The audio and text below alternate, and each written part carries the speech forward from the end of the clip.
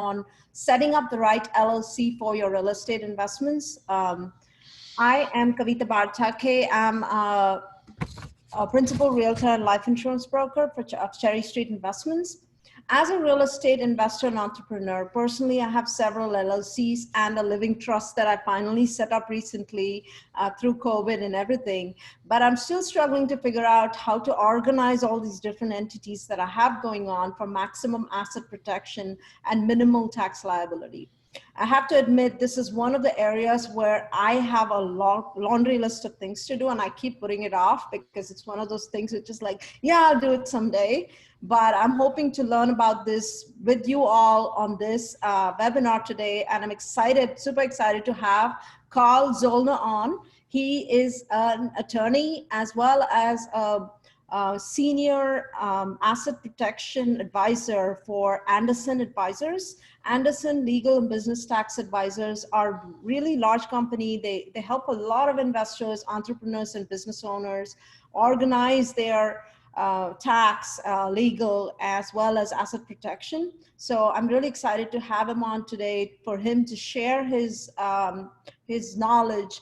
And with Carl's presentation, and I also have to add, Carl is also a real estate investor, stock trader, and crypto investor. So he not only speaks from an attorney perspective, but also being all of those things, he can speak from our perspective as well.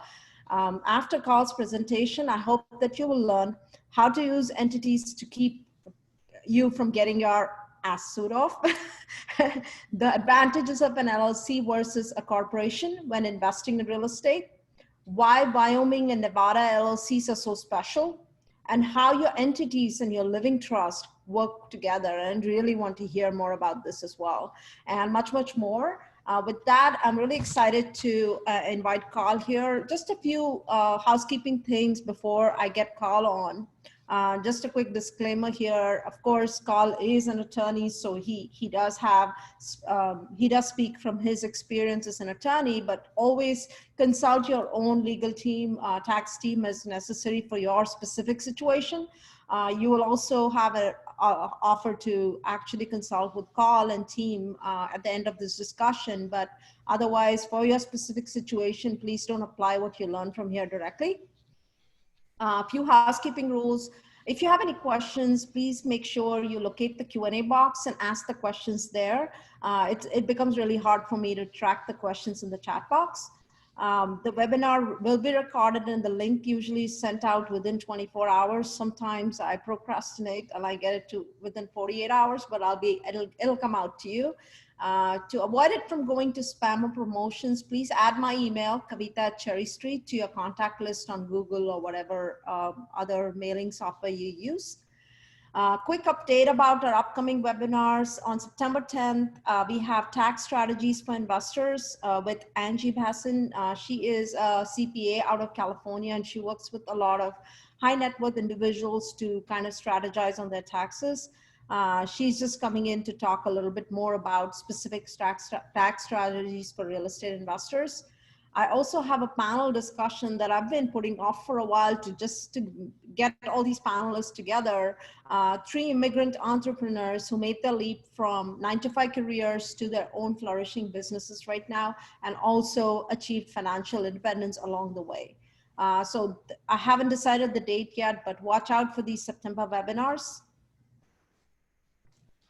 Also, for those of you who are new on here, I put all of this content on YouTube. So if you want to look me up, it's Cherry Street Investments on YouTube. You can find a lot of content related to investor education for real estate, tax planning, and more. I have also done a series of education, financial literacy education for younger kids, teenagers, and also my partner, Anarpit Trey, has done it for little kids, just to get them introduced to money and the concept of money and how to deal with the basics of money, like assets, liabilities, and such. So you please click subscribe so you can be updated whenever I update YouTube with the new recordings. I also do short videos just to explain a few things that investors constantly ask me about. Just a quick update I see a lot of new folks here, so I'm just going to literally run through my own introduction. I'm a real estate investor since 2009, so that would be 11 years now in real estate. I am full-time in real estate. I retired myself from my technology job in IBM and then a company called Atlassian. I'm also a realtor in the Austin area. I am doing a lot more of life insurance, surprisingly, these days since COVID happened. And I focus on this thing called infinite banking concept. If for those of you familiar with it, it's basically a way of using life insurance as a savings account for investments. I have a master's in computer science from A&M, and I also self-manage my own portfolio. And I also invest as a general partner in apartment investments. I'm starting to get into senior living now as well. So just a lot of different things going on in my life right now. It's crazy, but I love it. This is what this is what I was made for. I'm just so excited to be here. I also run a group called Purely Passive Investor Group, where I post all these events and other investment related advice, and also do some Facebook Lives and so on and so forth. So if you want to watch me there, you can join my group, Purely Passive. Today, our guest speaker, Carl, he actually came here about 4 weeks, I think maybe a little longer, 4 or 8 weeks ago. And he spoke about living trust and why setting up your estate planning and living trusts are important for yourself and your family. And if you want to watch that webinar, please go back and look at the YouTube channel. I posted it there. It was a very informative webinar. I actually ended up setting up my own living trust. Carl is an attorney. He specializes in asset protection, tax, and business planning, like I mentioned earlier. He is also a former Division I athlete at the University of Colorado and an entrepreneur who ran several successful businesses prior to becoming an attorney. This allows him to bring a unique perspective to the world of asset protection, tax, and business planning.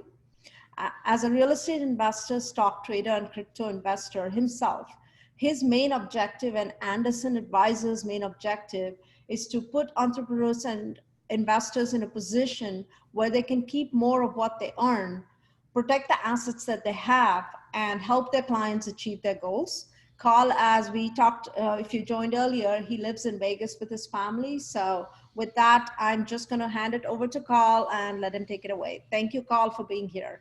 Yeah, thank you for having me. And I will work on sharing my content here. All right, so there we go. We should have the presentation up. So thank you all for joining us this evening. Looks like we got a good little group here. Thank you for the very nice introduction. Yes, ran several businesses before I became an attorney, and actually became an attorney because I got tired of dealing with bad ones. So it seemed like— Are you sharing something? Because I'm not seeing it. Should be able to see it on the screen. Okay. I'm seeing it on my second screen. Seeing it? I just want to make sure. Maybe I'm the one. Yep. Okay. Okay, good. All right. I think something's wrong with my screen then. Okay. So yeah, no, it's okay. So yeah, so I ultimately became an attorney because I got tired of dealing with bad ones. So I graduated from University of Colorado, where I played football for a little while. And at the end of 2007, as you know, as most of you know, or may be familiar, that was sort of when the market was hitting the skids. My first job was with a Fortune 500 company that specializes in payroll. From there, as the market got worse and worse, as small businesses struggled, I needed to find a way to make a little bit more money. So I actually got into the bar and nightclub business and was there for about 10 years, which was great. I mean, it's no judgment against anybody who moved home during that time. It's probably a great idea from a money saving standpoint. But for me, my parents made it uncomfortable enough that I did not want to do that. So while like I said, a bunch of my friends were moving home during that period of time, I was actually making six figures, but working all hours of the night. So it was an interesting experience. It's a great sort of recession-proof business, because when people get sad or depressed, they tend to still keep going to and spending money on vices and going to bars. So it was interesting experience. Did it for about 10 years, even did it while I was in law school. So when I went to law school, I had already been together with my now wife. So I was going to law school and working about 60 hours a week because I had a family to take care of. So I liked it. It provided me some great experience, especially on the business side, working with vendors, employees, contractors, going through all those items. But one thing that I can certainly tell you, and I'm sure we have lots of small business owners on this call as well, is at some point you're going to run into a lawsuit. And we did. Probably one in particular comes to mind where somebody was leaving the business, had too much to drink, tripped, and scratched their cheek. And that resulted in a lawsuit that took, well, to get to trial took 3 years. Then when it got to trial, the judge made a mistake, allowed the alternate jurors to deliberate with the actual jurors, and actually got stuck in the appeal process for about a total of 12 years. So at the end of the day, I individually was found not liable, but there certainly is a cost just outside of money in having to maintain those sorts of lawsuits. So we want to look at different ways, because realistically, when we're talking about asset protection, the best way to win in a lawsuit is to not be in one. So when you make yourself not visible to plaintiffs, or if for some reason a plaintiff can see you, it looks like it'll be very difficult or expensive to actually get what you own, you become less appealing to those plaintiffs. So we're going to go through some of those items. I've even got this running on my iPad, so I'm going to do a little drawing of different items for y'all this evening. And I think what we'll do is, last time I had people try to ask questions in chat, and like Kavitha said, it's a little bit untenable. So we're going to run it through the question and answer section. And what I'll probably do is just take some of those questions and answers at the end. So I'll stick to my timeline, but we'll go through and answer questions and answers at the end. So let's start here. So Kavitha had talked a little bit about Anderson. So Anderson Advisors, as she mentioned, so it was formed in 1999. So we've been around for a while. Now, I wasn't here in 1999. I was still, let's see. Yeah, I was still playing football in high school in 1999. Let's put it that way. And our mission is straightforward. Really, when we talk about Anderson's mission, and we even have it on our marketing material, it is our mission to help investors preserve their assets, protect themselves from a predatory legal system that's out there right now, and help them prosper in their goals. So when you sit down and you have a consultation with one of our advisors or strategists, what we'll go through is, well, we need to know what you want to do, where your aims are, where your goals are, and what you're doing currently. Because what you have now, we want you to be able to keep, but we also want to put something in place that is flexible so it can grow with you and change with you as your investments change. One constant you see between most successful investors are they're doing many different things. As an example, and you can answer this in the chat section if you'd like, but does anybody on this call do stock trading?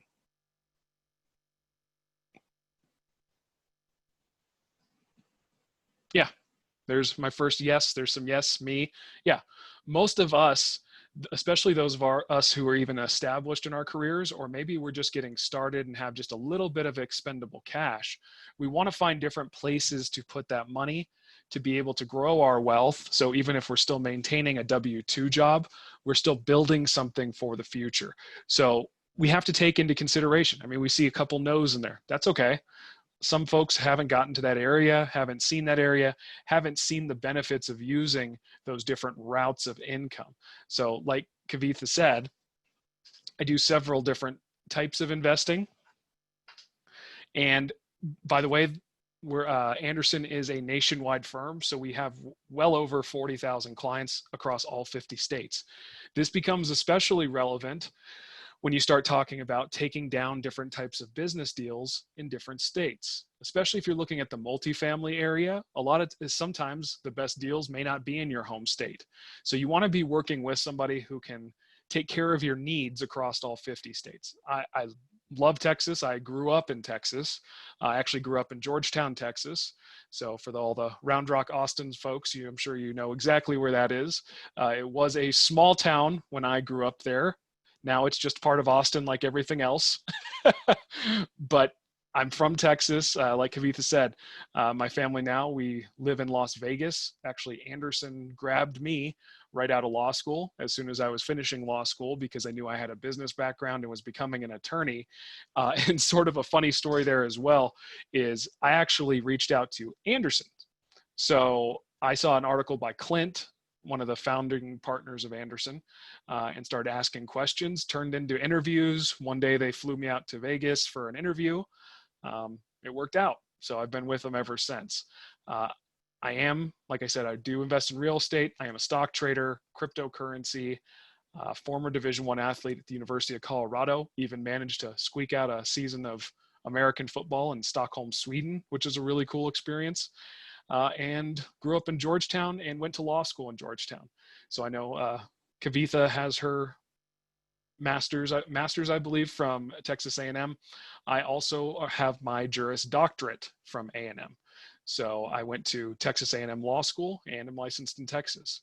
I see there's, what states do we support beyond Texas? All of them, all 50. Yep.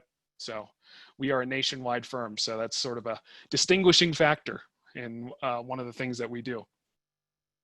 So let's,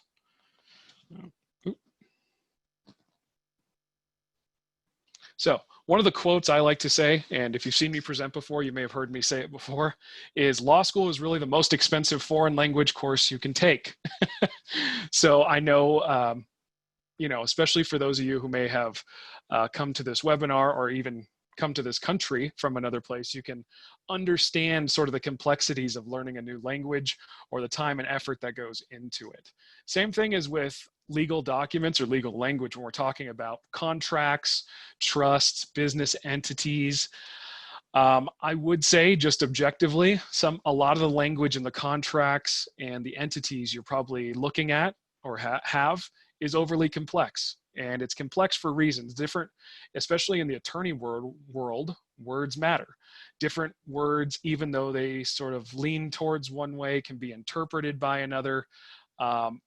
Specifically, there's even been cases in states where the word only has been argued about. Does it actually mean one or singular, or could it mean many things? And the actual court decided it can mean many things. So it's one of those interesting things you run into, and realistically you look into and need to understand some of the language there, but it doesn't necessarily, it's just like your taxes. It doesn't necessarily make sense from an investor standpoint to spend time on that individually on your own to learn how to do all that. So for me, I'm the same way. For my taxes, it's not beneficial to me to be banging my head against my keyboard to do my taxes. For myself, I'd rather pay somebody to do them so I can spend more time on my investments. And same thing goes with your asset protection work or your LLCs, operating agreements, bylaws, Texas with your series cells or your series LLCs are usually known as company agreements, things like that. Intricate knowledge that you don't necessarily need to know every single word that's in there, but it's important you know how someone is able to help you or set you up in the appropriate manner so that you're protected when you're out and running your business. Because realistically, remember, as part of our mission and goal, we want to take as much off of your plate as we can so you have more time to focus on your investments. It's hard enough to find, or maybe it's not hard enough, but it takes enough time and effort to find good deals and put good deals in place. You don't want to be spending all of your time focusing on the legal or tax work for you. So first concept here we're going to talk about this evening is how entities can prevent you from losing everything. So you saw in the marketing materials that we want to protect you from getting your bottom suit off. Or we say we want you to protect your assets and throw the ets in at the end there. So the first concept we want to talk about is separating your individual assets from your business assets. And we do this by using those LLCs, corporations, trusts, and those other items that are out there that you are at your disposal But really, to put them together, you need to have somebody that has an understanding how to put them together. Otherwise, it looks sort of like a 3-year-old putting together a Lego set. It's going to be sort of all over the place and may not look like the robot they were intending to build. So you want somebody skilled in this area for, there's several reasons why. A lot of them, quite frankly, revolve around the tax side. Some of them revolve, of course, around the legal side. What I'll say is, through my experience over the years, a lot of folks come in trying to do the best, working with professionals trying to do the best. But to date, the most recent statistics I've seen is that there's 0.6 of a percentage point of attorneys who actually focus on tax and asset protection. A lot of attorneys offer that service, or you may have friends or family who say, oh, well, I can set you up an operating agreement. But literally, people who actually focus on it and do it every single day is very small percentage. It may interest some of you, and there may be other attorneys or professionals online here, but law school doesn't teach you how to set up entities to provide asset protection. Okay, you're more likely to learn what an entity is, but a lot of times, or at least in my experience, they're not teaching you what states they should be set up in, how to stack them or have them work in conjunction with each other, or even talk about a lot of it from a tax perspective. So I learned in law school, they taught us about mergers and acquisitions, triangle mergers, reverse triangle mergers. I hardly, if ever, use that piece. So law school is not exempt from being one of those sort of educational institutions where they teach you a lot of things that you may not end up using unless you specialize in that area. So I would encourage you to make sure you're at least working, or at least have a consultation with somebody who does this on a daily basis to make sure that you're getting what you want, or getting what you need for your entity protection side. It's sort of like saying, well, I'm losing vision in one of my eyes and I'm feeling immense pressure in my brain. You don't go to a podiatrist for a potential brain issue. So same thing. Professionals, good thing to note, specialize. So the engineers out there, doctors out there, you can attest to this in your own profession as well. But for some reason, attorneys are a weird area where everybody just thinks, or a lot of folks just think an attorney is an attorney is an attorney. So just a good point to make there as well. So let's hop into this a little bit. LLC versus a corporation. What is the right tool for the job? Now, let me see if I can hop over here and draw a little bit. Okay, so corporations. I'm going to give you the way I explain it because it makes sense to me this way. Within an investing structure, you tend to have, at minimum, two investing hubs, potentially 3. So we'll start with the corporation, and then we'll add on LLCs. So here's your corporation. In most cases, when we're setting up corporations, we're going to look to set up those corporations in the state you live in. Okay.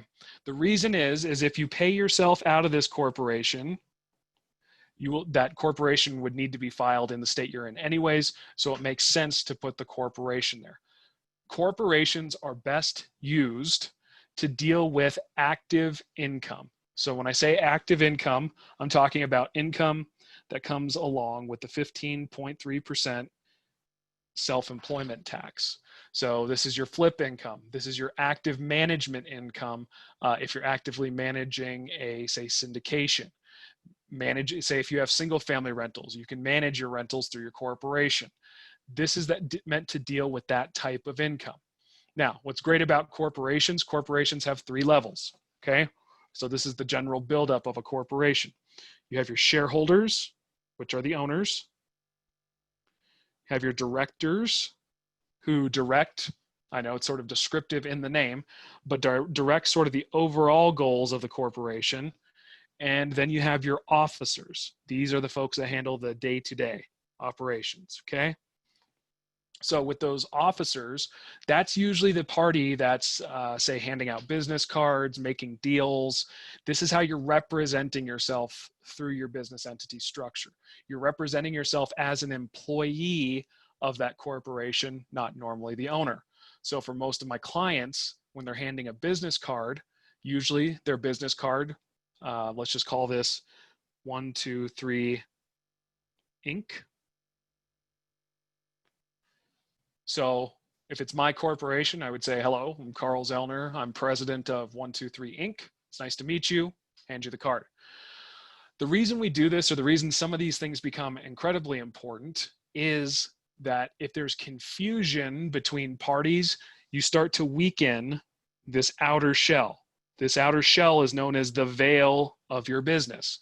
So many of you may have heard of the phrase piercing the corporate veil. So if you do envision that edge of those business as the line or the veil of your corporation, if you start to weaken it, it starts to get a little hazy if it's you or your business.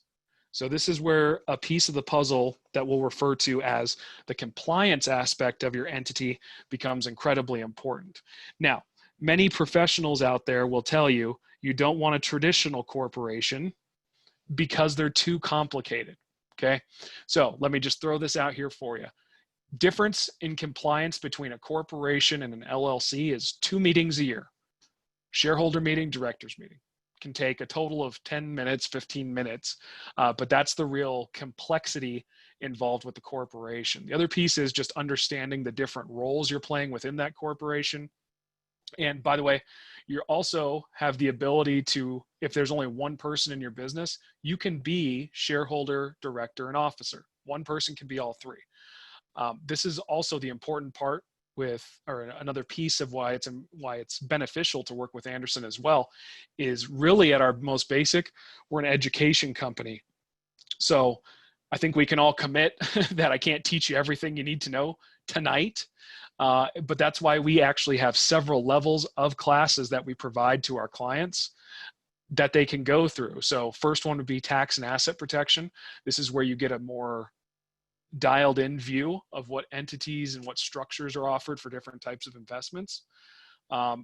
Second level is called structure implementation. So now that you have your entities, let's talk about the implementation process, keeping those entities compliant, signing documents, business cards, sort of all the questions that come up after you set up an LLC that nobody's really out there to answer for you. Or if you Google it, you get about 100 different answers.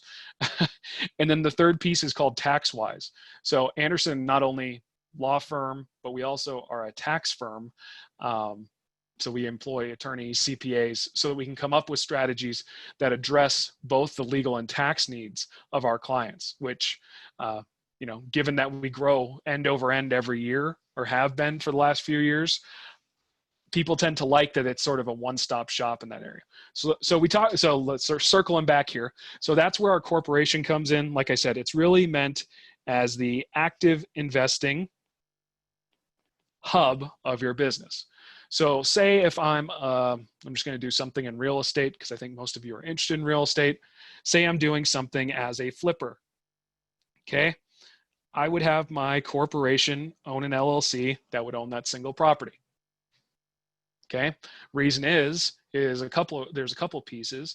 Number one is I don't want to be tagged with what's referred to as dealer status. So as a dealer status, if I, as an individual, am tagged as a dealer, I no longer get long-term capital gains, no longer get the benefit of installment sales. There's some issues that come along with that in real estate from a tax perspective, so we want to avoid that. Also, doing a flip deal is going to generate income that comes with that 15.3% active income portion. So we want to make sure we're addressing that, okay? Another item is, what if I am the managing partner in a bunch of different syndications? What I would do there, create another LLC, and then I would manage each of those syndications out there, and the income would roll into there, okay? Management activity comes with active income. I think everybody's starting to see the process here. Now, we do use LLCs. You see them here and here. One thing to note, or something that gets missed pretty frequently, is that in an LLC, you can set them up of one or two ways. They can be member managed or manager managed.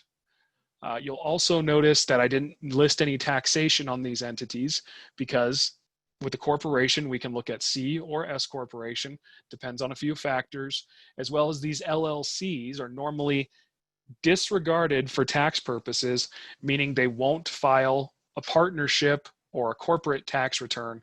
The tax return will be done here. So we're saving you tax returns by using disregarded entities. Now, if you have a partner on some of these deals, then it will file its own partnership return.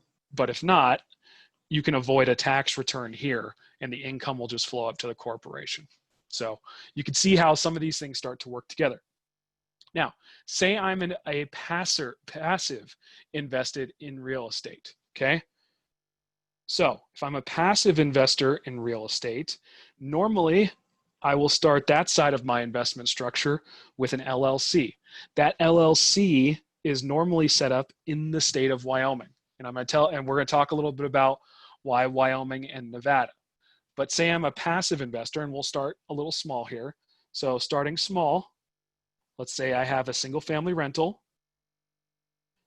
This LLC is normally set up in the state in which I reside. So let's just call it Texas, because I know I've got a bunch of Texans on the line, as well as I'm a Texan as well. So we'll set it up as a Texas LLC. Now, this investment here does not come along with that 15.3%. So I'm not worried about the active income and running it through the corporation. This income will run into that holding company and down to me. So I'm not gaining a lot from a tax perspective. What I am gaining is that, say, if I have several of these properties from an asset protection standpoint, I'm separating each of these into their own box with their own veil, okay? So first important piece is it's not only beneficial from a personal liability. So say if I, God forbid, got in a car accident, if I owned all of these properties in my own name, then we're one thing. Somebody can sue me and take all those properties. If I own them through the appropriate asset protection structure, now that potential plaintiff is just looking at me for what I have.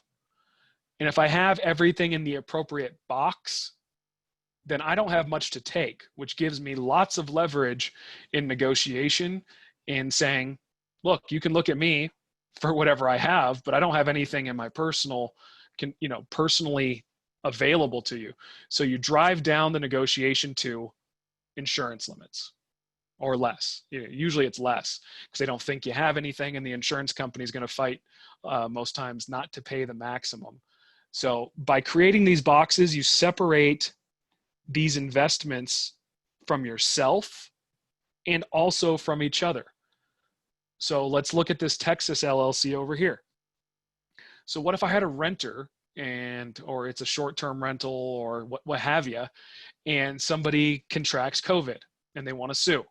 Now, most states are leaning towards exemptions or immunity for allowing people to sue for COVID, but I would say it's not decided yet. Also, there's always a little workaround in, well, yes, immunity applies, but you did something that was grossly negligent, so let me still sue you. But let's say that happens here. Happens right here, okay? Same scenario though. We have the edges of these boxes, so it's contained to that one property. These are all safe. They can't grab those. So your maximum risk of loss is now looking at what's in that one LLC. Now, most likely scenario, same thing, is a lot of times they will end up looking for some insurance payment and they'll go away. But if they can see all of these other properties, and if it looks like it's owned by you, now you've got another issue, because now there's a pot of gold at the end of that rainbow for that attorney to chase. If they can't see it or it's not available to them, now it becomes more speculative. And you got to think from a perspective. If somebody's suing you, a lot of times if they're a renter, a lot of times they don't have the money to be paying an attorney directly out of pocket. You're looking more at taking a case on what's called contingency, which means I, as the attorney, am going to front the cost of litigation to take a percentage of the judgment and my legal fees. So this is how you see attorneys end up making more than the plaintiffs they represent, is because they're taking a percentage of the legal fees, usually somewhere in the ballpark of 30 to 40%, as well as on top of that, any fees that were generated during the litigation process. So it gets a little, I guess, for lack of a better term, it's a little bit of a scuzzy industry on that side for the litigation process, but that's how that works. So let's go back to our presentation here. So we talked a little bit about LLC versus a corporation. Oh, and just to mention, so where the corporation had the shareholder, director, and officer positions, an LLC normally only has a member, which is the owner, and a manager, which is a manager. Or if you're more familiar with the corporate structure, it's sort of a blend between an officer and director position in a corporation. So like I said, right tool for the right job. Even if you're just investing in syndications, it's good to be using an entity to do that because it's out of your personal name. Or if you have a brokerage account. So for those of you who are stock traders, we saw some answers on that one. You want to keep that brokerage account out of your individual name as well for the same reason. Brokerage accounts look like cash to attorneys because they don't care about your basis in the stock. They're just going to have you liquidate it and take the cash. So we want to put our brokerage account, anything with a business purpose, basically, we want to have in a business entity so that it's out of our individual name. We still have complete control, but you get some anonymity there with it as well. All right, so why are Nevada and Wyoming so special? Well, besides the fact that I live in Nevada, Nevada and Wyoming are special for a couple of reasons. Number one is Nevada and Wyoming are known across the board to have the highest level of asset protection in the country. And that takes place at the statutory level as well as the case law level. So when we look at different asset protection states, we say, okay, so what does the statutory language say about charging order protection? And also we need to look at, are courts enforcing that language or are they weakening it? Texas is actually a good asset protection state from a statutory standpoint. However, the case law is now starting to chip away at it. And like I said, I grew up in Georgetown, so I'm looking squarely at you, Travis County and Austin area. So Texas actually falls on the better side of the scale, but you have the ability to connect these Wyoming and Nevada entities to your Texas entities to make them even stronger. The other piece that you look at from an asset protection standpoint is, can I set an entity up with anonymity? So can I set an entity up that allows me to be invisible to, say, my renters or anybody who's able to see my business entity? So if you remember our Wyoming LLC here, and this could be Wyoming or Nevada, I tend to lean more towards Wyoming because the filing fees are more reasonable, as well as the cost of maintenance is substantially lower. So say filing an entity in Nevada is probably around $750. The annual maintenance is about the same. In Wyoming, I believe it's $150 to file and $50 to maintain. So same type of protections, business courts, things like that, but more reasonable price. So where I can save you money, I will. So that's why I like to use Wyoming. Now, so let's look at this from that same perspective. This could be any type of investment here. Let's just call it a single family rental. Most people looking to step up into multifamily, in my experience, usually at least have a single family sort of rolling around in their portfolio. So let's take a look at this one here. Let's say it's the same Texas LLC. So Texas doesn't offer anonymity. They just don't. The Secretary of State wants to put your information all over the business entity. However, if I link it to a Wyoming LLC and have it owned by a Wyoming LLC, now, number one, the Wyoming LLC technically owns that LLC, and Wyoming does not show your name on the Secretary of State filing. So we already know Wyoming's great because it comes with a stepped up level of asset protection. And now, say if I have a single family rental and a renter wants to sue me, really the only thing they're looking at or can see from the prying eyes of an attorney, if somebody pulls the deed, is going to see that Texas LLC. They're going to go to the Secretary of State website, pull the information from that LLC. They're going to see the Wyoming holding company, just a term of art. And when they go to Wyoming, they're not going to see your name on that entity. So it makes it incredibly difficult to look to try to find the individual owner, number one. Number two is, it's been my experience, and I've got client testimonials that will tell you that they knew they were about to get sued. The attorney saw Wyoming or Nevada and declined the case. So I wish I could give you a number of how many lawsuits it's prevented. However, unfortunately, it's pretty hard to track something that didn't happen. But it goes back to the original point of, in order to avoid or to win, really, a lawsuit, I would say your best bet is to not even get in the stadium to play the game, right? You don't want to be in that area, because no matter what, if somebody sues you, you're going to, in most cases, you're going to have to pay an attorney to represent you. So even if you win, number one, you've got the sort of emotional stress of being sued and the time it takes to do that, as well as the attorney's cost. So there's, you know, like I said, it's better to not even play the game than to be part of a lawsuit, which probably sounds weird coming from an attorney, but investor first, attorney second. I don't want to be paying attorneys to represent me. I also don't want to be making excessive claims against my insurance as well. So if you can prevent it with a little bit of anonymity, it's worth its weight in gold. All right. So how does your living trust fit into your structure? Okay. So this is the drawing we just had. Let's say we have our corporation up here. Could be C or an S, really depends. It's going to be important to have that consultation so we can discuss and tell you which one's going to be best in your scenario. Most people sort of run screaming from C corporations because they've heard of the double taxation. It's really not that, doesn't end up being that big of an issue usually at the end of the day. So usually the benefits you could get out of a C corporation outweigh the potential. And I say potential because double taxation is not guaranteed. There's lots of ways to pull money out of your corporation.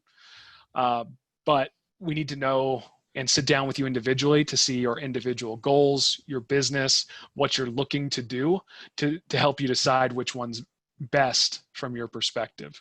So let's say we have our corporation. Let's say our corporation's doing a couple things here. Our Wyoming is still doing a couple investments. Maybe this is where I have my pot of money to passively invest in syndications. Let's say this one's a management entity to invest in syndications and living trust. Okay. There is a couple of ways to do this.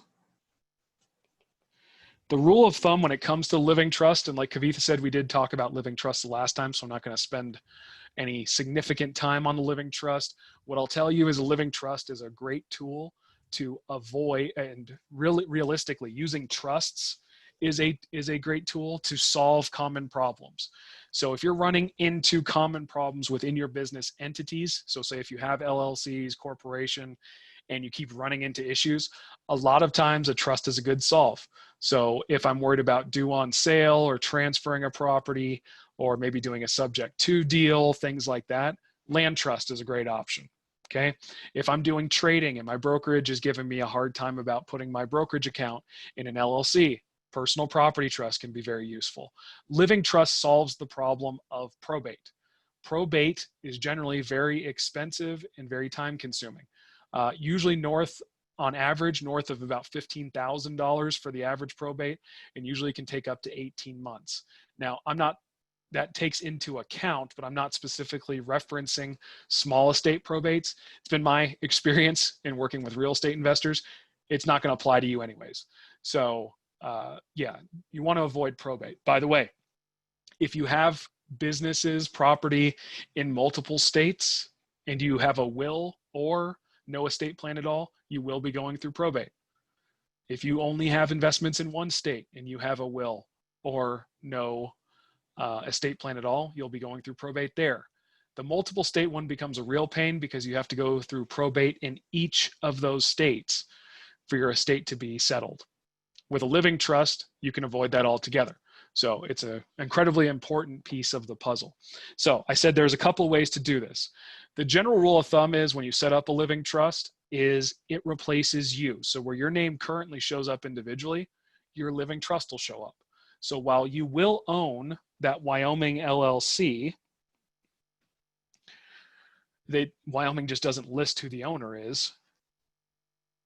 Your living trust will now own that Wyoming LLC.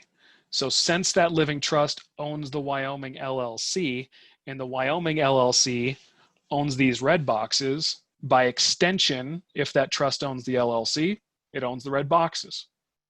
Okay, so same thing with the corporation. Here is the two different ways. You can have the living trust own the corporation directly, so own the share, be the shareholder, or you can have the Wyoming LLC own the shares. Since the corporation is, number one is this is normally set up as disregarded as well, potentially a partnership depending on what state you live in or what your overall strategy is. Even if it's an S corporation, a single member disregarded entity can hold the shares of an S corporation. This, to me, sort of ends up being dealer's choice. The Wyoming entity is incredibly protective, so I don't have a problem with the corporate shares being held there. I will say my personal preference, though, is to not create a connection between my active business and my passive holdings, okay? On my active business, I'm not as concerned about anonymity, just because that's, like I said, I'm handing out business cards. I'm the face of that business. That's where I'm running, you know, sort of my networking opportunities. But by having those shares held by the living trust, now whatever my corporation owns is also included by extension as well. The implication is this: I can set up as many or as few of those little red boxes as I want, and I don't have to constantly be changing my living trust because my living trust owns my passive hub and my active hub of my investing strategy. I also talked a little bit about a third hub on that strategic level. That third hub would be what we refer to as a QRP. It's a solo 401k usually, and it can be, you can sponsor your own 401k from your active business. So if you're looking to really step up your retirement investment, you can actually, instead of investing or, you know, contributing to an IRA at about, I think it's $6,000 a year, you can actually put into up to $57,000 into a QRP. So that would be your third investing hub, but that would be a deferred hub. There is a Roth portion in there that you can do an in-plan conversion, but that's a conversation for another time, or for your one-on-one consult you get. So good. Okay, let's see. Let's keep moving here. I think I'm running a little low on time. So the details. How do I add assets to my trust? We just showed that, right? You title those business assets to your trust. What about your personal residence? So normally to include your personal residence in your trust, you would deed your personal residence to your living trust, and now the living trust owns it. Those of you in Texas, of course, homestead is always sort of at the front of mind.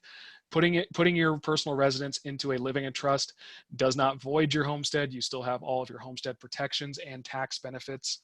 It goes for any state. There's no downside really to putting your personal residence into a living trust. It's really just creating that estate plan. We talked a little bit about how Wyoming works with a Texas entity.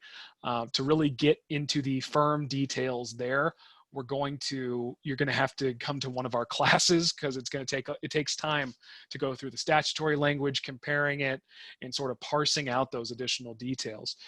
Also wanted to quickly discuss a series LLC. Okay, so I will give you the sort of rundown on a series LLC. So if you can still imagine the structure I had set up here, the difference would be, and just to let you know, not all states accept series. So usually if I'm looking at a series structure, what I'd be looking at is, number one, does your state accept it? Number two is, Are you doing business across multiple states? If you're doing business across multiple states, many times the series may not be the right option, or we'll look at the amount of business you are doing in that state to say, hey, well, we can use a series in this state, but you need to use single in these other states. Okay, so let's take a look at what that would look like. So in most cases, say if I was going to set up a passive series, and I'm going to use a different color here. So this will be our series. I would still have this passive series owned by a Wyoming LLC, and then I can just create as many little, I just call them cells, off of that entity. Now, there is a significant difference from the corporate standpoint if you're going to create a series, in that normally for this series, I would just have the parent, this parent series or this parent cell taxed as a corp, and then just set up cells off of that. There's not really a need. If the corporation is going to be in, say, if you're in Texas, it's going to be in Texas anyways, then might as well set up a Texas series and just tax it as a corporation. That's one of the interesting things about LLCs, actually, is LLCs are established under state law. The federal government says, that's cute, how are you paying your taxes? So you get to choose the tax election on those, even series or individual LLCs. So that would be sort of your general series structure. I'll give you a couple pluses and minuses here on series. The minuses are usually they haven't been around very long, usually not a lot of case law, and not really all that flexible for doing deals in different states. The plus side is normally on series entities, depends on the state. Some states do require cell filings, but in most states for a series to be filed, you don't have anything else to file with the cells. So you save a little bit of money on entity filing as well as maintenance of that entity. So there's some pluses, there's some minuses. I use for my clients, I do use them, but I always want to make sure we have a frank discussion just so we know sort of the boundaries and when it's appropriate, when it's not.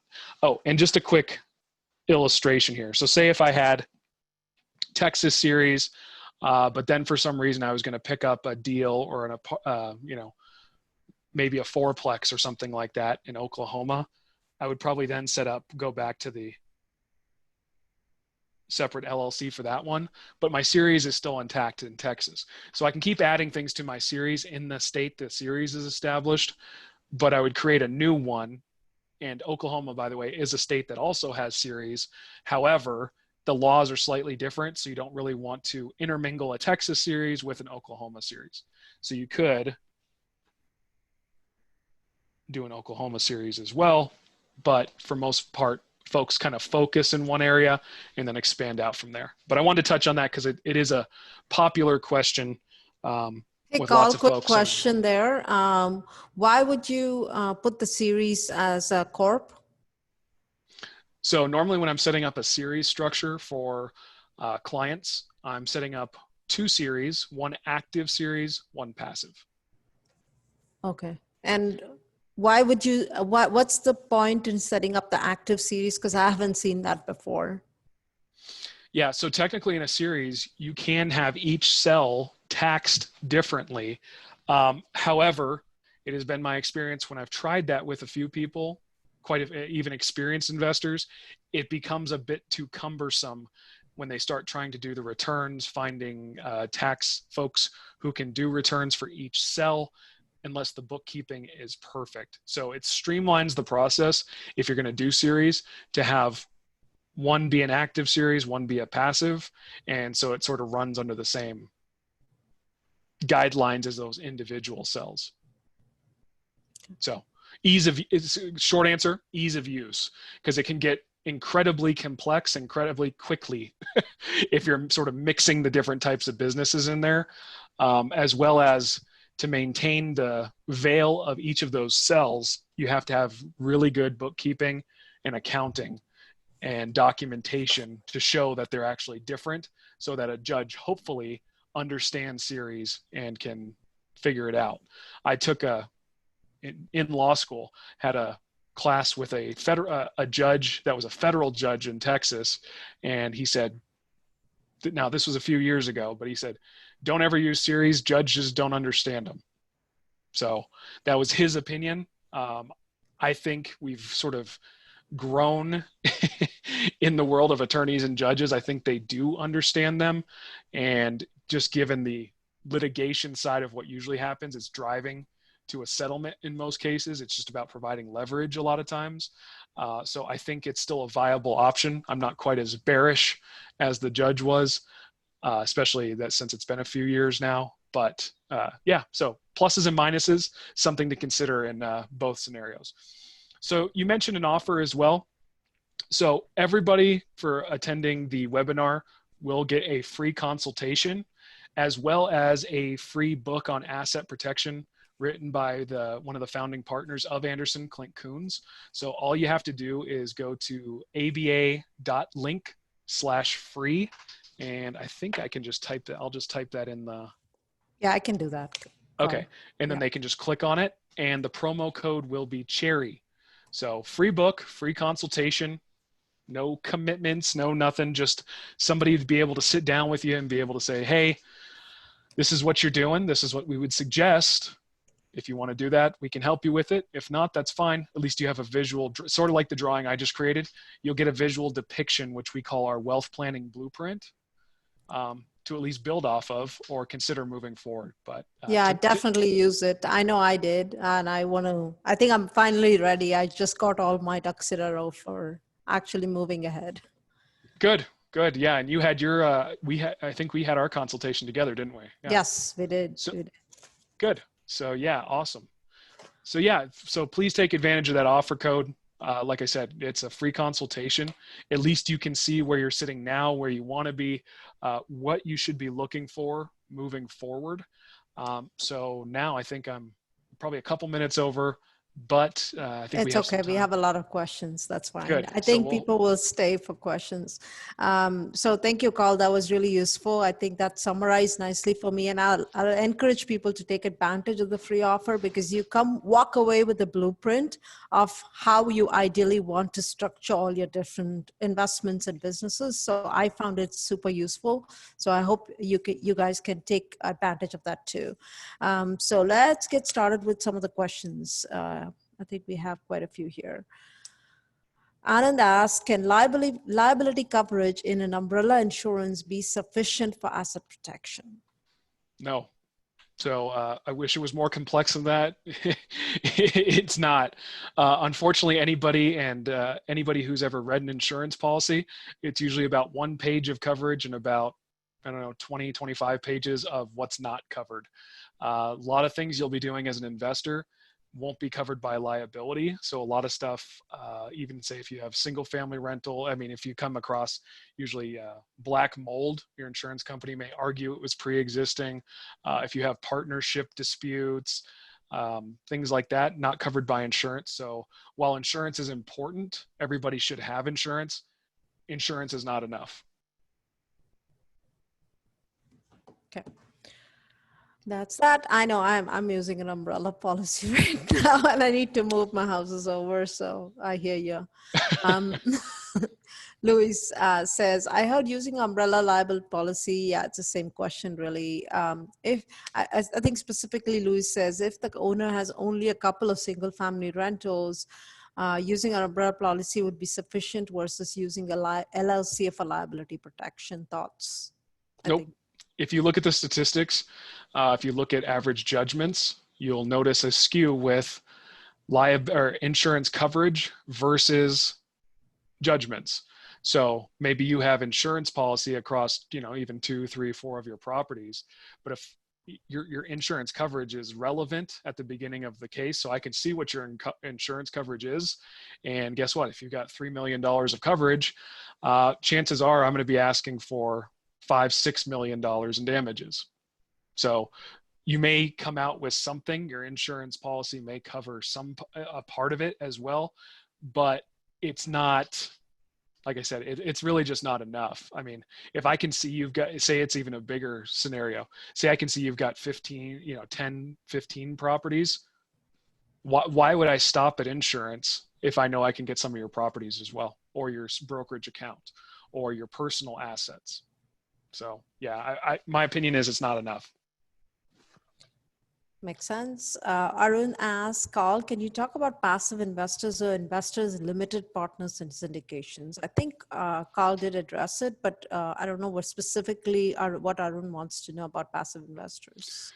Yeah, it's a great question. So I passively invest in syndications, deals like that.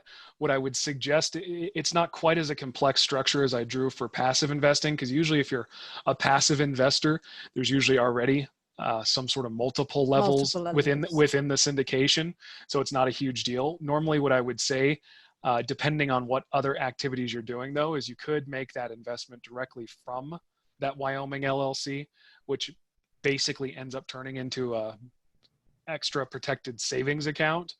Or if you're doing multiple types of investing, say single family and syndications, things like that, you set up one of those little red boxes owned by the Wyoming holding company that would do its investing in those syndicated deals. But yeah, you can invest as a limited partner in multiple syndicated deals through a single entity, because you're, like I said, it's already got those multiple levels of entities set up for it. So I have a question there, Carl. Is there any advantage to, I'm, for example, using my living trust to invest passively as well in syndications. I'm also on the GP side. That's different. But as a passive investor, I'm using my living trust. Is there any advantage to using the Wyoming LLC? Is that the anonymity it provides versus using a living trust? Really what it is living trusts or grantor trusts offer no asset protection. It is you. So say, God forbid, you got in a car accident, that living trust investment as a passive investor in those syndications, I could take. So when you move it up to the Wyoming, can't take it. Got it. Makes sense. Okay. I guess I have some homework to do. All right. What is the benefit of putting a rental LLC into a corporation instead of having the LLC owner be myself? It's a good question. Normally rental LLCs or single LLCs won't go in, rental LLCs won't go to a corporation. Those type of investments will be owned by that Wyoming LLC. So you'll have a local LLC that'll hold the property and will point to the Wyoming for passive investments, which rentals are, unless you're doing vacation rentals, because vacation rentals are taxed with active income if the average length of stay is 7 days or less, which most of them are. So yeah, active investments are owned in an LLC owned by the corporation, passive owned in an LLC owned by the Wyoming LLC. Makes sense. Does LLC also have to pay the 15.3 or is that for a corporation only? It's so the 15.3% is the self-employment tax you would pay if you were doing that type of activity as an individual. So while it's dealing with that sort of income, the corporation itself doesn't pay self-employment tax at 15.3%. It would pay at the corporate level if you showed a profit at the end of the year. And that would be at the flat corporate rate of 21%. 15.3% so the LLC is not paying the 15.3. That's the answer, right? That's correct. Okay. Would you recommend a Texas series LLC for multiple properties owned by a Wyoming LLC? Yes. Yes, that's exactly what Carl talked about today. Right on, Ananda. Can I keep a Texas rental property under a Wyoming LLC, individual property or altogether? So normally it will be a Texas LLC owned by a Wyoming LLC. The best practice is not to group properties. However, if that's an acceptable level of risk to you to have multiple properties in one LLC, you can do it that way. But you can't just put a Texas property into a Wyoming LLC, right? It has to be owned by a Texas LLC, which is owned by a Wyoming LLC. Correct, because under the definition of doing business, renting property or having a rental property is going to be doing business. So you need something in Texas to do business there. Right. So the answer to your question is you can't just assign it to Wyoming LLC. You have to have a Texas LLC. Whether you put multiple properties in the Texas LLC or put one property, it still needs to have a Texas LLC that is owned by the Wyoming LLC. Yeah, there's a there is an alternative route that you could look at to do that with a land trust pointing to a Wyoming LLC. I don't use it much in Texas though, and I guess that's a conversation probably for an individual consult or another time too. Makes sense. When I ask, any specific guidance for a person who has a significant W-2 income and wants to continue that as well? Yes, invest in real estate. Yeah, Vinay, it's really, I think I'm hoping Vinay. that's Vinay. You got it.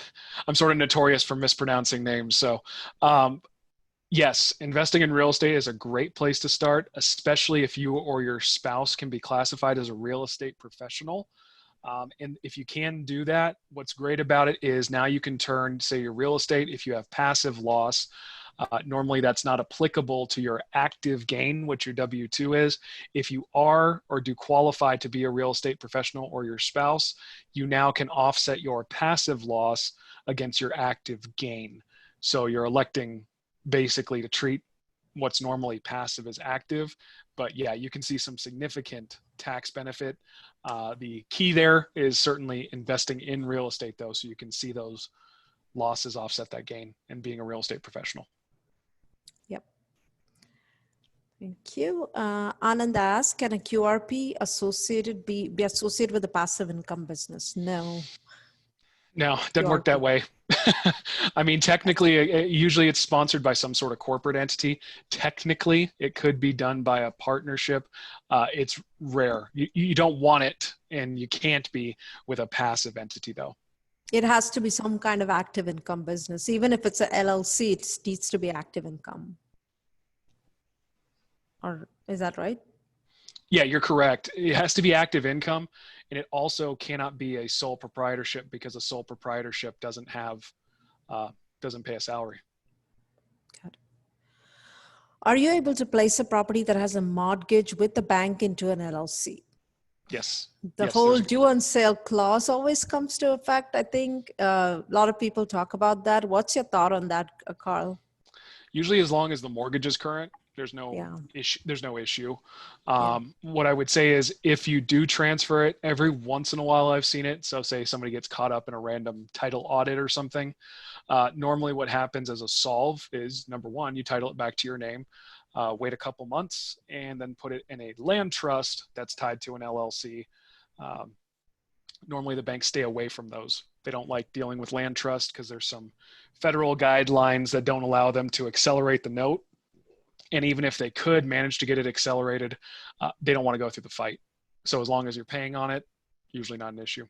Yeah. And as a real estate investor, I don't think I've seen a single person actually deal with the due on sale clause. So most of the time they make it a bigger deal than it really is. I think the bank doesn't want to foreclose any more than you want to be paying the note quickly. So I think even Fannie Mae came out with guidance that says they don't even have problems with people deeding property to single member anymore.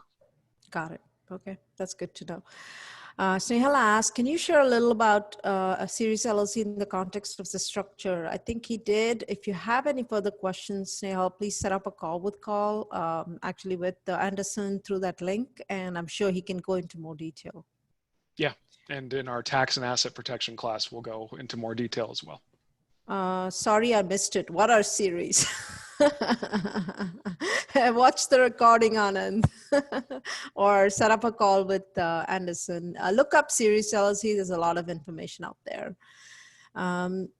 David asks, so are sales apparent to any lawsuits on the series? I'm going to translate that to what I think you're asking. Yeah, I don't understand either. So so say in Texas specifically, you don't register the cell. So it would be hard to see. However, if you're titling property into the cell would still show up on the deed. So normally that's where it would come from. So lawsuit should be filed against the titled owner. So they would go that route. It would be the cell, right? Mm-hmm. Series A, whatever. Yes, correct. Yep. Okay. So can you form an LLC in Texas with one partner in Texas and one person in Michigan? Yeah, absolutely. As long as it's doing business in Texas, right? Or, Yeah, as long as the LLC is in Texas, it doesn't really matter where the partners are. yeah. Where you run into issues or where you see that as a more relevant issue from a legal standpoint is when you have a general partnership, which you should never have. So not to be distinct from a limited partnership, a general partner is just two people out there doing business, because then you look at individual states on which law applies, and it's a mess, and you have unlimited liability as a general partner. So that's why you usually see in most deals, the general partner is an entity. So I started with 14 questions. I'm back to 14 questions. So I hope you have some more time. I hope to wrap up by 9. Thank you. I was going to say, I'll stay as long as you need. Okay. At what net worth should you start these LLCs or corporations? Well, I suppose it would come down to the point of when is it okay to lose your properties? So I always hesitate to say you need to have this many properties or this much value to protect them, especially in the beginning. Most of us in the beginning still are working very hard to acquire these assets. So I guess that question would come down to what is your personal risk of loss? I mean, are you okay losing a couple of properties? Are you okay losing your savings account? In Texas, your personal resident and a chunk of your money is protected by the homestead. But yeah, it comes down to what's your personal risk tolerance. Okay. Can I put each rental under one LLC? I think he means all rentals under one LLC, or you do recommend a series LLC? So best practice is one property per LLC. And series is another option, but not the best option. Yeah, series certainly is another option. It's like I said, it comes with pluses and minuses. So as long as it's acceptable with the pluses and minuses, you can certainly use a series. Okay. If one has not set up the business structure most effectively, like Wyoming, providing anonymity, etc., how hard or easy is it to fix, or is it even fixable? So generally, yeah. So yeah, number one is that's sort of the great part about business entities is they are fixable. You can change taxation, you can change ownership. One thing I will mention is that with ownership, it's sort of like a chain of title. So if you change an entity, that chain will exist, but really from an outside party, it looks like the business was acquired by somebody else. So it's not the end of the world. So that's one of the reasons. Love LLCs and corporations and things like that is because they are updatable, changeable, and can shift with you and your business. So it's important to have your structure be flexible as well. That's why you didn't hear me talking a lot about irrevocable trusts and things like that. I hope it's fixable because I know I need to fix mine. So, all right. Snehal asks, do we need to maintain separate accounts for each LLC of a series LLC? And the same question on tax filing, would that be at a parent level or separate for each of the series? So another knock or a potential knock against series is it's usually pretty difficult to get bank accounts set up with the cells, especially since they don't file with the Secretary of State. So bank accounts and sometimes titling can be complex with a series. So you need to work with a series title company. Most series cells at this point, I would say, don't have their own bank account. That's another reason why I set up passive and active series, because your accounting can be a nightmare in bookkeeping if you're mingling sort of different levels, streams, and taxation of income. But no, most series don't have their own bank account or even their own EIN, the cells.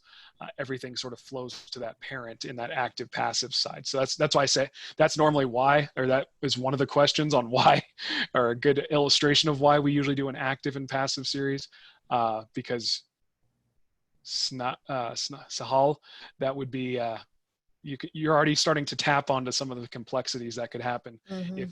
If there was different cells taxed at different rates, you couldn't even have a bank account from them. You'd be spending most of your time on the bookkeeping. Well, the good thing in Texas is we don't make any money. We just pay property taxes. Oh, I remember. Yep. I lived in Burleson while I was going to law school, and yeah, it was. I mean, none of the property owners really make much money, so it's just it's just cash, no cash flow. Arun says, if as an LP I invest without a Wyoming LLC into a syndication, how will an opposing attorney get to know about this investment? So this is the concept I discussed a little bit about inside and outside liability. I'm not really concerned about your liability in the syndicated investment. What I'm concerned is if you're holding it personally and something happens in your family, say, you know, like, as I've said numerous times, God forbid, so you get in a car accident, family kid, child, you know, 16-year-old gets in a car accident, something like that, they can take your partnership interest from you, and now they're a limited partner in that syndicated investment. So it's really from an outside, or excuse me, yeah, from an outside liability perspective that it's concerning not having, say, your brokerage account or your LP investments protected.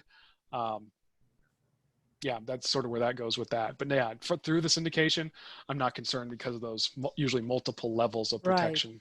Right.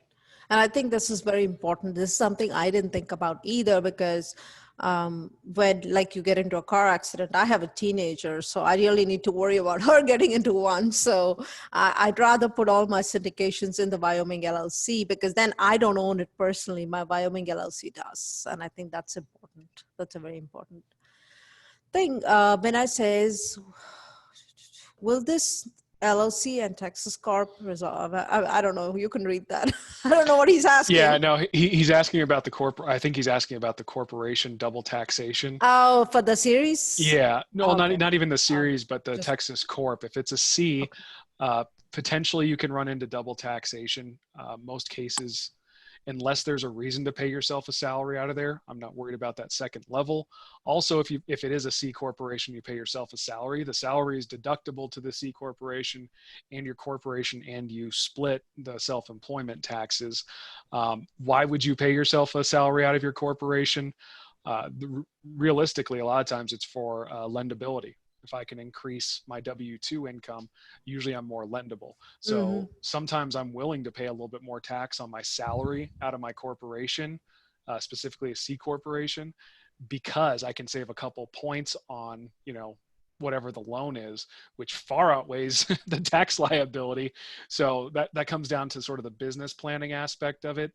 A lot of times, especially for real estate investors, we are going to use a C corporation for that lendability piece.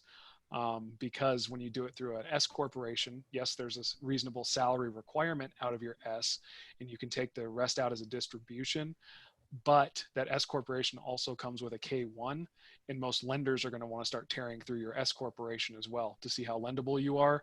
And for most real estate investors, while you may be making good money, usually your corporate tax or your corporate isn't going to show a ton of income because it's just not going to show it. I mean, realistically, in a C corporation, my goal is to have no profit or show a loss every year. Doesn't mean I'm not still pulling money out of it as a tax-free reimbursement for different items, or that I'm not even, depending on my income bracket, I can even pull money out as dividends at 0% tax as well. Okay, that was a lot of information. I'm still digesting. It's the double tax thing with the C corporation. Accountants throw it around all the time. Attorney, sort of everybody throws it around. Nobody really understands it or works with it enough. So every time it comes up, I always like to poke at it a little bit, because it doesn't end up usually being even a significant issue with considering the different types of, or even the different types of tax planning opportunities it can provide for you. So I mean, we still have 9 questions. Do you still want to keep going through this? Yeah, or? let's knock them out. Okay. PJ asks, usually single family lenders don't give a loan out on an LLC. What do you do with asset protection? Take a loan in your name and transfer it to the LLC after? Yeah, it depends on the type of the loan. Right. It's been more common that I've seen that single family lenders have actually been, it's not really to the LLC.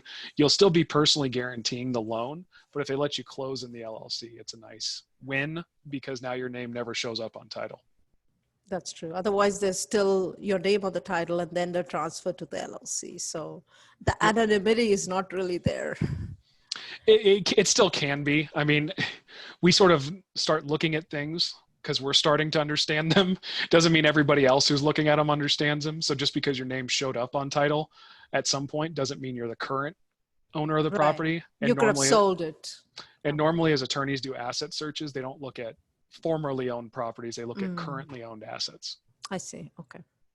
So Himal asks, scenario, 4 single residence properties in 4 Texas LLCs. Is there a reason to set up 4 Wyoming LLCs, 1 for each, or you just need one? Oh, that's a great question. So yeah, it's 1 Wyoming LLC. Yeah. David says, what if you do not have a real estate professional on your team? And then, so if you're talking about real estate professional status from a tax perspective, it's one of those things you would really want somebody to run the numbers for you to see if it makes sense to sort of you or your spouse to become one. If it does, it does. If it doesn't, then that's okay. You can always become a real estate professional, but yeah, you got to qualify for it. Yeah, I sometimes tell my California guys, it's like, maybe, one of your spouse, one of you two should consider becoming a real estate professional for tax purposes because you're paying 50% in taxes. So it's really common with attorneys because, I even work, may interest everybody to know that I actually have quite a few attorney clients because this isn't their specialty. And, really common there because if you have same thing with anybody with substantial W-2, as you purchase more, you just tell tell your spouse, whether, husband, wife, whatever, well, we'd actually be saving more money than you're actually earning. So stay home and be the professional or make it your primary sort of gig to be the professional. But yeah, you want to run the numbers to make sure it makes sense. If it's a break even or it's going to drive you nuts in your personal relationship, may not, but it's something to consider. Yeah. And I did a webinar with my CPA on real estate professional for tax purposes. So feel free to look at it on my YouTube channel as well. So if you want to see what it takes to qualify as a real estate professional for tax purposes. Mark asks, is trading crypto considered active or passive income? Mark, trading crypto is treated from the IRS perspective is treated just like stock trading. So it depends how you're trading it. So if you're going to be an active trader, normally when you're trading crypto, so if you're just sort of taking advantages of the booms and busts on the 24-hour market of crypto, expect short-term capital gains. If you're holding it for appreciation, when you cash it out, it'll be long-term capital gains. Got it. If I have a mortgage on a rental property, can I still create a series LLC structure and transfer the deed? I suspect if lender would not object. Yeah, same thing. I think we touched on this. As long as the mortgage is current, not a big deal. Ananda's comments regarding due on sale, conforming loans sold to Fannie Mae after June 1st, 2016 may be transferred into an LLC after closing, provided that the original borrower holds a majority and controlling interest in the LLC. And 2, if the loan is on the primary residence or second home, the 12-month occupancy requirement contained in the security instrument has been met. This is a FYI, not a question, but thanks for that, Ananda. That was that Fannie Mae thing where I said the transfer to the LLC is usually not an issue anymore. I think that came out this last year. So maybe end of 2019, early 2020. That's good to know. Lana says, can you set up a Wyoming LLC authorized to do business in Texas and let that Wyoming LLC own Texas rental properties directly? You wouldn't want to. So can you? Yes. It's just called foreign filing. Number one, foreign filing into Texas is pretty expensive. It's actually more expensive than setting up an LLC in Texas. I think it's $750 just to foreign file into Texas when you could create an entity in Texas for, I think it's $308 with the administrative fee. So you could, yes, but you're basically then telling Texas as well that this entity is functioning in Texas for Texas purposes. So you're sort of stomping on some of the benefits of Wyoming. Makes sense. All right. What Ananda asked, what are the yearly compliance? We are getting to an end almost. We're there. The end is in sight. What are the yearly compliance activities that need to be taken care of versus initial setup activity when forming LLCs? Yeah, so setting up LLCs, the initial compliance or the initial setup is whatever the state charges for the filing fee, as well as you'll want somebody to serve as registered agent. Anderson is a registered agent in all 50 states. You do not want to use yourself because it puts your name and personal address directly on the Secretary of State website. So you're usually looking at the filing fee and initiating a registered agent. Let me see if there's anything else. That's all I can think of at the moment. And yearly franchise fee, right? Yeah, that's correct. Yeah, so the Texas franchise filing. Yeah, if you're making, Over yeah, you've always got the file. Yeah, I think it's actually like 1.13 million before there's an actual fee attached to it. Yeah. But yeah, the filing always has to happen. So yeah. there'd be that. Even if there's no, There's that on the yearly basis.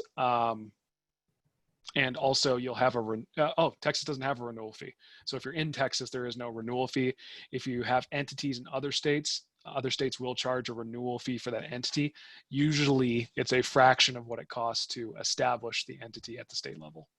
Oh, so Texas, once you pay that $350, there's never a renewal fee. Is that right? That's correct. At least currently, unless they change it. Okay.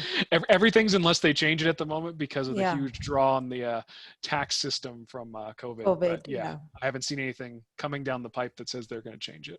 Yeah. Okay. A couple more questions and we should be done. In Texas, as Kavitha, you said, Texas, we don't make any money. We pay taxes. So the practical question is, someone barely gets positive cash flow, even owning 3 properties. Cost of creating these structures and paying for accounting and taxation each year become very expensive. So what is the sensible solution? Good question, Snehal. That is a good question. So number one is, it's got to make sense for your business. So if my business isn't making any money, you can look at a few different things. Number one is if you can find better cash flow somewhere else, you can always exchange those properties to that location, not pay tax on the gain. If it's more of a long-term, you're going to be paying down the mortgage and things like that over the year, and the cash flow is going to increase. You can look at it sort of as an investment in the future, because what would be really annoying is if all of a sudden they did start to cash flow and cover the property tax and those things like that, and then all of a sudden somebody sues you and reaches up and takes them. What I would say is if I had 3 properties, none of them were really cash flowing effectively at the moment,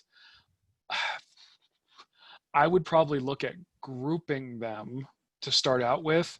And as that sort of scale shifted, you can break them into individual LLCs. The other thing you probably want to talk about, if you should take advantage of your individual consultation, is you could look at separate land trusts pointing to a Texas LLC, pointing to a Wyoming. So I don't know that you're saving a ton in that area, but you could look at grouping or in that area. So yeah, there comes a balance. I get it. I'm not trying to make something that's barely cash flowing negative, but it's something you really need to talk about on an individual consultation so you can see the pricing and weigh the options. Yeah, thank you. Can you put international real estate in a U.S. living trust? If that other country allows it. Generally, they don't. That was a quick one.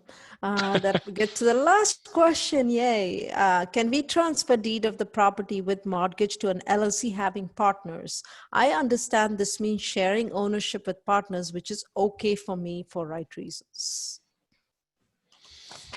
Would depend on who the other partners are, if there's some sort of tax exemption or if you were going to gift them part of the property. Otherwise, I believe it would be at least a partial taxable event to give property to somebody else. So most times you probably facilitate it note it as a gift, or it would be your contribution to an LLC. So your capital account would basically show the fair market value of that property. So say if it's sold or you're doing something, say if you sold it, you'd be made whole on the property before you start paying taxes on the income.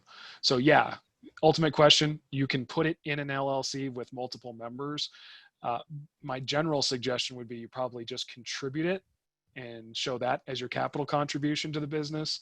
That way it's still yours, but yes, the LLC will show up as titled ownership and the other parties will have access to it, but at least that way it's not a taxable event and it's in an LLC, so it has some asset protection.